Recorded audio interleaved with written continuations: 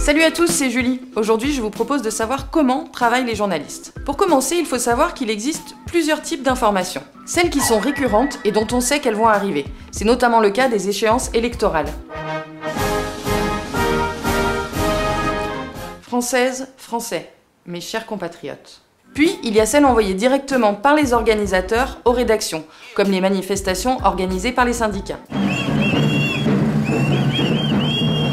Il y a aussi les informations issues des enquêtes menées par les journalistes eux-mêmes. Enfin, il y a les actualités qu'on ne peut pas prévoir et que les journalistes peuvent découvrir directement sur les fils infos des agences de presse, comme par exemple pour une catastrophe naturelle. Régulièrement, le rédacteur en chef va organiser des conférences de rédaction. Ce sont des réunions pendant lesquelles il va choisir avec les journalistes les sujets à traiter en fonction de l'actualité du moment. Bon, bravo à tous, c'est du bon boulot, la couve est validée, maintenant il n'y a plus qu'à s'y mettre. Et Cédric, j'aurais besoin de ton sujet dans l'édition de demain. Ok, ça marche, je te fais ça. Quelle que soit la provenance des informations, le travail du journaliste reste le même. Il doit les vérifier. Le plus simple est de se rendre sur place pour savoir ce qu'il se passe et en rendre compte. Le journaliste peut aussi solliciter des témoins par téléphone. Il est important pour lui que plusieurs sources corroborent une même information, car il ne doit jamais se baser sur une seule et même version des faits. C'est ce qu'on appelle recouper l'information.